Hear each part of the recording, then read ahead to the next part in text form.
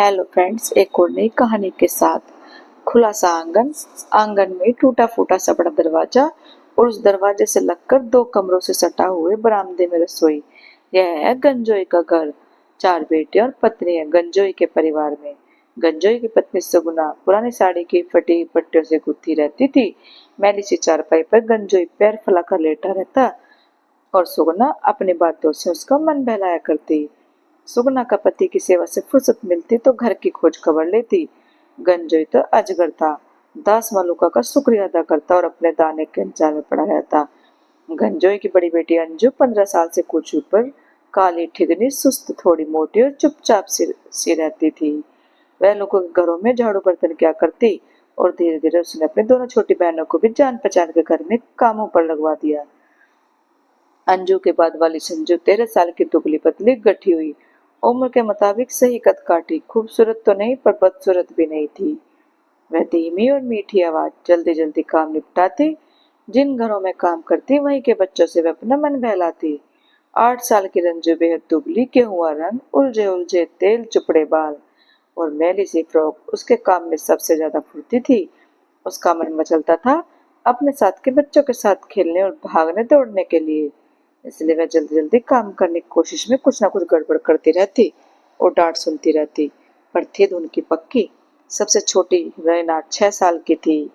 अंजू के साथ काम पर जाती और उसकी मदद करती। बर्तन मांजना भी वह सीख गई थी और झाड़ू ठीक ठाक लगा लेती। कुल मिलाकर सारी बहनें मिलकर दाल रोटी का जुगाड़ कर लेती। एक चीज थी जो चारों बहनों में एक जैसी थी, उनकी काली आंखों में जिंदगी की चमक। खूब जीना चाहती थी। वे सब जो भी थी, जैसी भी थी, खूब हंसना और कुछ ना कुछ गुनगुनाते रहना उनकी आदत थी। मोहल्लों की औरतें ज्यादातर मजदूर थी या फिर लोगों कोई के यहाँ आया मेहरी का काम करती थी। गंजोई जब घर पर नहीं होता तो सोना रेशमी साड़ी पहनकर किसी पड़ोसन के यहाँ जा बैठती। औरतें भी बातों बातों में से छेड़ती, ये चटक मटक के दिन तेरे नहीं तेरी बेटियों के हैं।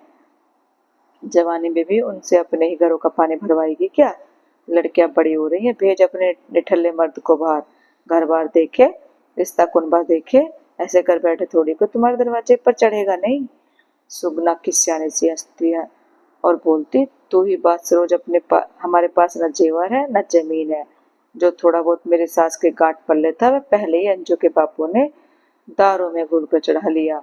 अब तो ऐसा है कि चूल्हे पे भी अनाज देखकर ही गर्म होता है। अरे, उसे तो काम पर क्यों नहीं भेजती? इतनी बड़ी अनाज की मंडी है, बड़े बड़े आड़ती बैठते हैं, चाहे किसी के पास कोई ना कोई काम मिल जाएगा। बेटियों की कमाई से थोड़ी ना घर चलता है।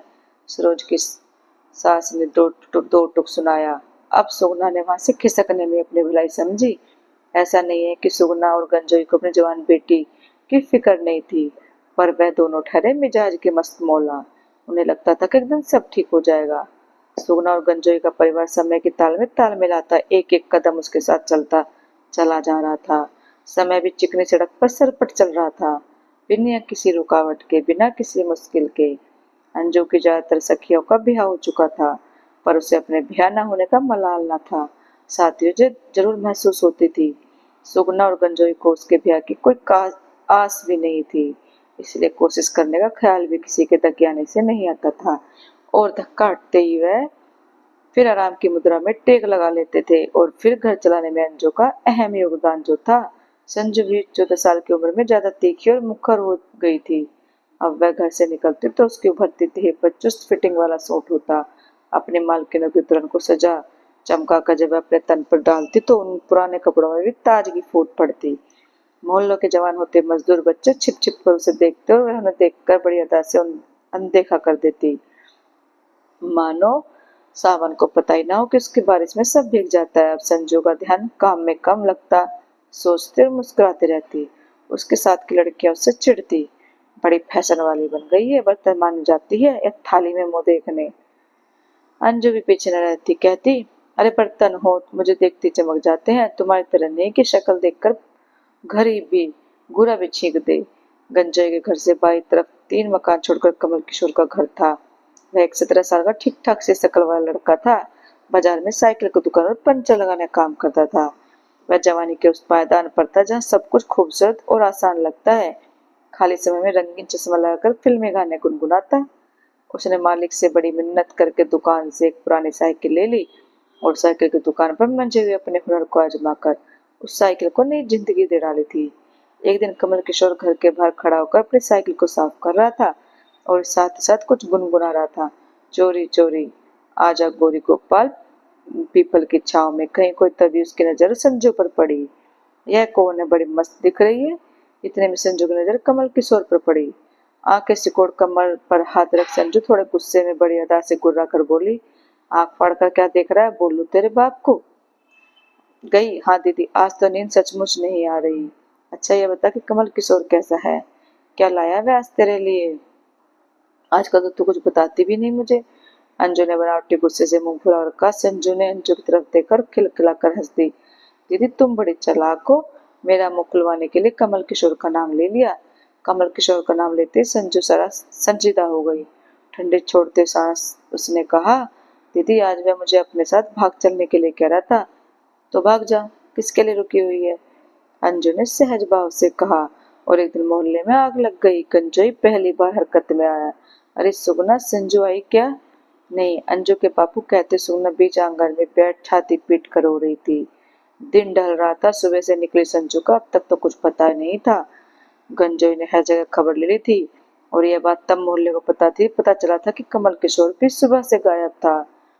दो और दो चार भापने में किसी ने समय न गवाया।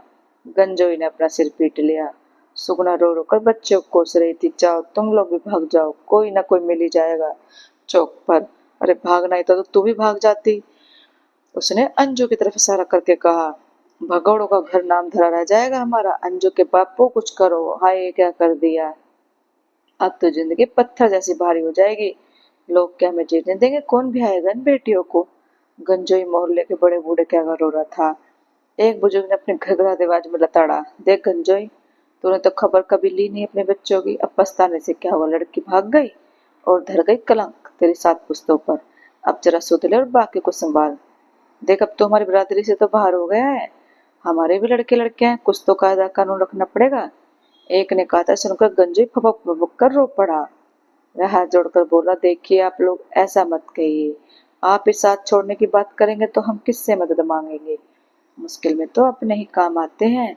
हमेशा यहाँ के एक मंदिर के बुजुर्ग हैं, वो बहुत ही काइया मिजाज के थे। कुछ सोचकर उन्होंने कहा, देख गंजोई, जब हम गांव में रहते हैं ना तो वहाँ के नियम कानून अलग थे, या यूँ कह लो कि बड़े बुजुर्गों ने बड़ी सूझबूझ के साथ परिवार पर विपत्तियों का तोड़ निकाला था, तो तब भी सही थे और अब भी सही ही माने जाएंगे।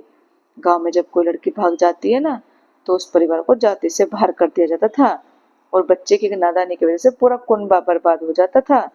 तो अपनी लड़की को ना खोज, ना ही उसे दोबारा घर में घुसने दियो, तो उसका श्राद्ध कर दे। ऐसा करने से मान जाता है कि लड़की भागी नहीं, मर गई है। फिर कोई उंगली नहीं उठाता। यह हमारी जाति का एक रिवाज है जो गांव में आज भी माना जाता है। गांव वालों को खूब खिला पिलाकर खुश कर दिया जाता है, फिर सब उसे मरा मानकर भूल जाते हैं। गंजोई ने संजू का श्राद्ध करने में तो कोई कसर नहीं छोड़ी। उसने तय भोजन से 2 अतिरिक्त पकवान बनवाए।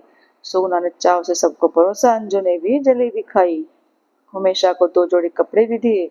कमल किशोर के परिवार को उसके श्राद्ध करने की जरूरत ही नहीं थी, क्योंकि वो तो लड़का था ना।